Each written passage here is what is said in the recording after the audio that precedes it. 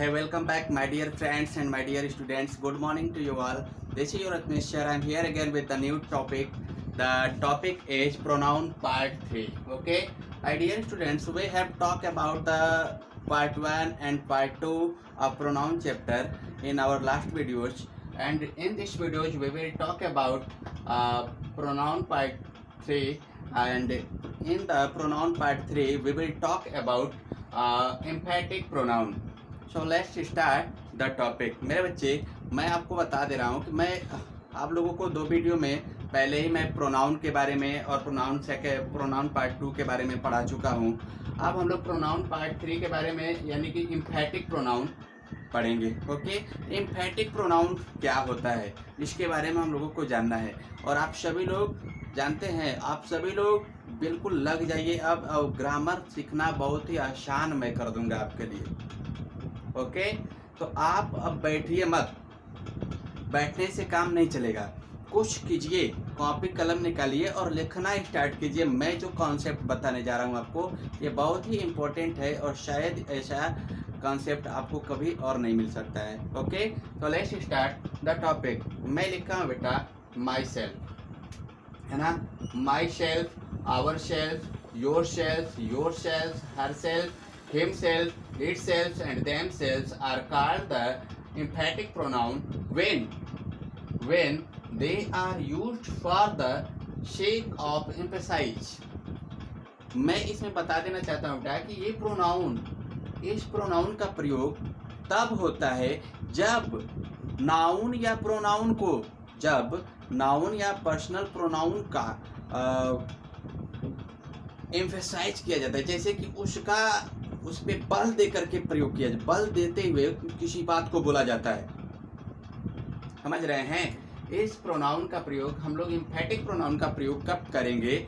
जब किसी नाउन या प्रोनाउन के बारे में या जब सब्जेक्ट के बारे में सब्जेक्ट अपना कार्य जो है बलपूर्वक बताता है, बलपूर्वक देता है।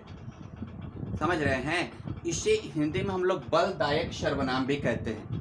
समझ रहे हैं। तो अब देखेंगे कैसे।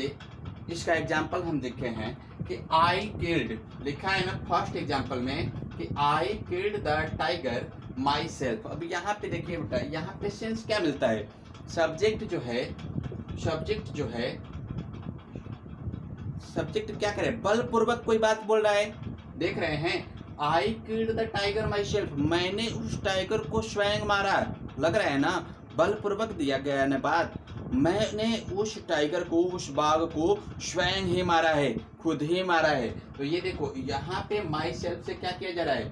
बलपूर्वक बातें बोली जा रही है ना। आ रहा है समझ में? Okay, next example is we killed the tiger ourself. हम लोगों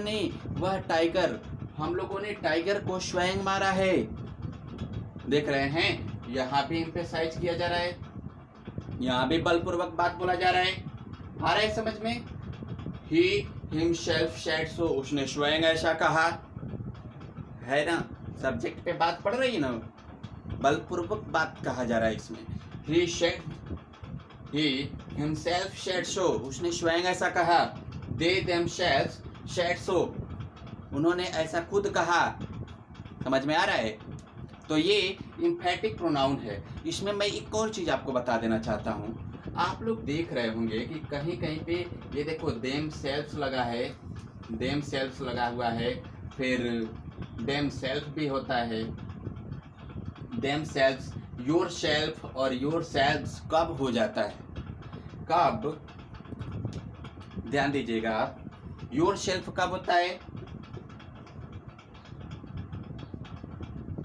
योर सेल्फ कब होता है?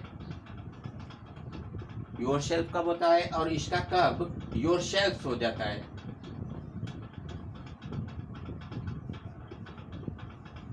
योर सेल्फ कब हो जाता है?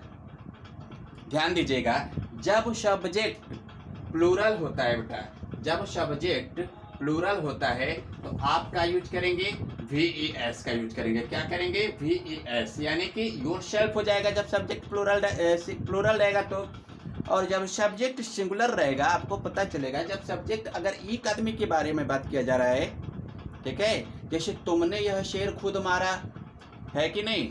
तो तुमने यह शेर खुद मारा है, तो इसमें क्या हो रहा है, सब्जेक्ट सिंगुलर हो जा रहा है। तो you killed the lion yourself, इसमें योरसेल्फ हो जाएगा केवल।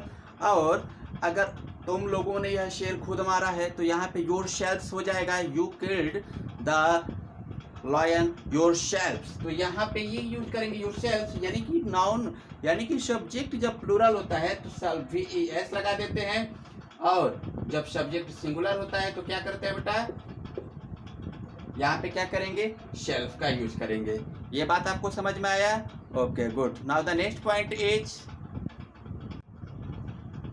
so my dear students, we have just talked about the emphatic pronoun, and now the next part is demonstrative pronoun. We will know about the demonstrative pronoun in the next point. What is demonstrative pronoun? The pronoun used to point out the objects or objects to which it refers is called a demonstrative pronoun. Okay जानते हैं बेटा, demonstrative pronoun का मतलब होता है ना कि इंगित करना, निर्देशित करना, निर्देशवाचक सर्वनाम इसको कहते हैं, समझ रहे हैं?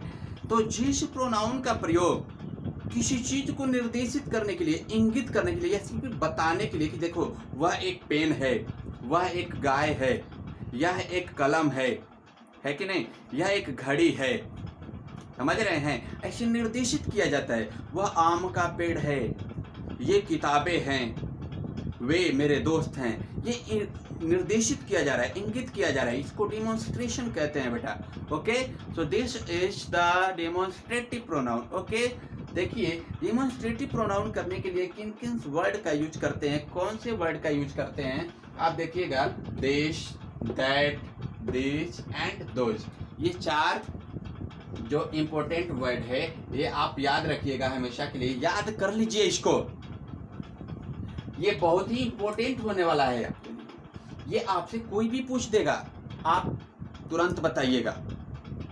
ओके, आप देखिए, दिस एंड दोज, ये 4 वर्ड ऐसे होते हैं जिसका यूज निर्दिष्ट करने के लिए किया जाता है। जैसे ये किताबें, दीज आर बुक्स, है ना, ये किताबें हैं, दीज आर बुक्स।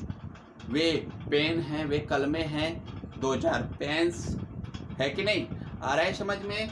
ओके, ये एग्जांपल मैं लिखा हूँ आपके लिए, देखिएगा, this is a boy, these are balls, that is a girls, those are dolls. Have you understood? समझ में आ रहा है? जो यहाँ पे देखिए, दीज, दिस, दैट, है ना, ये आप देख रहे हैं, इन सब वर्ड का प्रयोग किया गया है। तो ये सब क्या होता है बेटा? ये सब होता है डिमॉन्स्ट्रेटिव प्रोनाउन। क्या होता है? Demonstrative pronoun. आया समझ में? Okay, good bye.